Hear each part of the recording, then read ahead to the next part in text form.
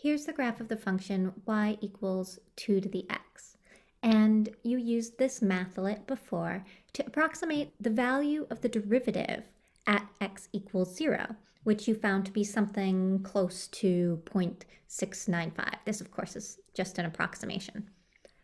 Then we want to compare this value to the value of the derivative of another exponential function.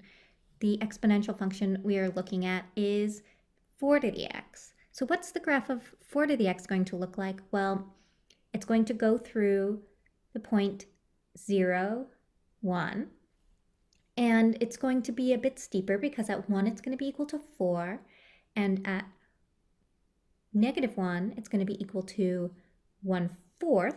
So the graph is going to look something like this. So we definitely expect that the derivative at x equals 0 is going to be larger. So let's go ahead and change this function to the function 4 to the x and find its derivative.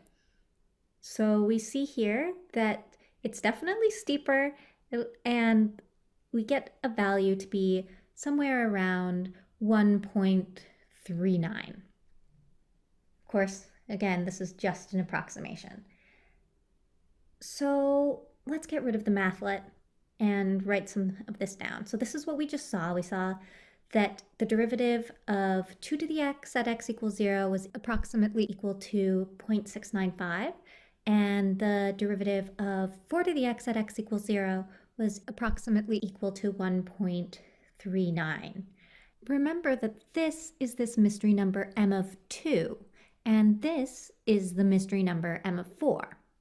And recall that the definition of the derivative of an exponential function a to the x is given by m of a times a to the x. So we're really interested in what this mystery number m of a is.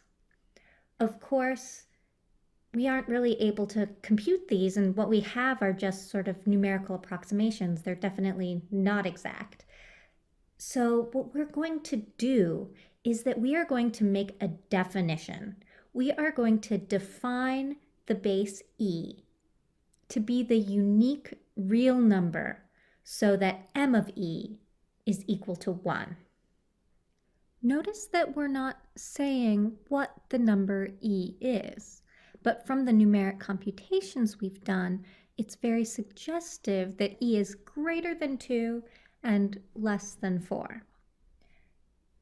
So I'm not going to tell you what e is right now, but I am saying that it exists. So why am I defining this number e? What is this by us? Well, let's think about the function e to the x. What is the derivative of this function? Well, our formula from before tells us that this is equal to m of e times e to the x. But wait a second, m of e is equal to 1, so the derivative of e to the x is e to the x. I'm going to put a big box around this because this is a big important formula in this class. It seems really easy, but this is really powerful, and it's going to get us pretty far. So you notice that we still haven't really answered the question, what is m of a? And we're not going to do that yet. But I'm going to let you practice using the derivative of e to the x, and then we'll go ahead and give a deeper argument to explain why it is that we know this number e has to exist.